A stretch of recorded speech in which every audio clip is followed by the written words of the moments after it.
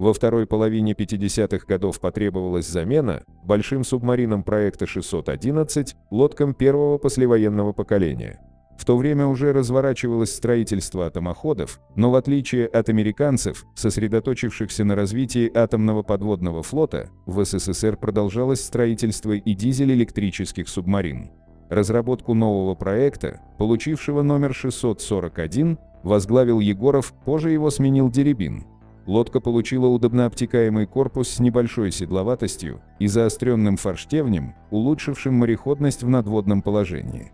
Конструктивно она является двухкорпусной и состоит из прочного и легкого корпусов. Прочный корпус разделялся на 7 отсеков. Первый и седьмой – торпедные. Второй и четвертый – жилые, во втором также располагалась кают-компания, а в четвертом – камбуз. В трюмах этих отсеков находились аккумуляторные батареи. В третьем отсеке находился центральный пост, в пятом – дизели, в шестом – электродвигатели. Силовая установка субмарины была трехвальной, а помимо электромоторов полного хода ее оборудовали малошумным электромотором подкрадывания. Строительство субмарин проекта 641 велось в Ленинграде на заводе номер 196 «Судомех». Головная подлодка нового проекта, получившая обозначение Буки-94, была заложена 3 октября 1957 года, спущена на воду 28 декабря того же года и вошла в строй 25 декабря 1958 года. До 1971 года состав ВМФ СССР пополнили в общей сложности 58 лодок проекта 641. Первоначально они служили преимущественно на Северном и Тихоокеанском флотах, но по мере поступления новых атомных субмарин переводились на Балтику и Черное море. К началу 80-х годов большинство подлодок проекта 641 было выведено из боевого состава и в течение последующих лет продано на слом. В 95-м при разделе Черноморского флота подлодка Буки-435 была передана в ВМС Украины, где получила название «Запорожье», в 2014 году вернулась в состав Черноморского флота России. Подводные лодки проекта 641 достаточно широко поставлялись за рубеж. Первым и наиболее крупным покупателем стала Индия. В 1967-1969 годах она получила 4 субмарины экспортной модификации И-641, а в 1972-1974 годах еще 4 модернизированные лодки проекта И-641К. В течение 2 десятилетий они составляли основу подводных сил ВМС Индии, но к настоящему времени заменены более современными субмаринами. 6 лодок проекта И-641К поставили в Ливию, 3 в 1976-1977 годах и 3 в 1980-1982 годах. Третьей страной, получившей такие субмарины, стала Куба, ей передали 3 корабля проекта И-641К.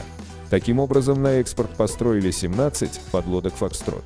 Кроме того, в 1987 и 1988 годах 2 подлодки проекта 641 из состава советского ВМФ были переданы в аренду Польше.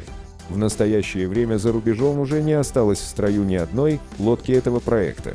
В конце 60-х годов под руководством Дерибина был разработан модернизированный вариант 641 проекта, подлодка проекта 641П «Сом».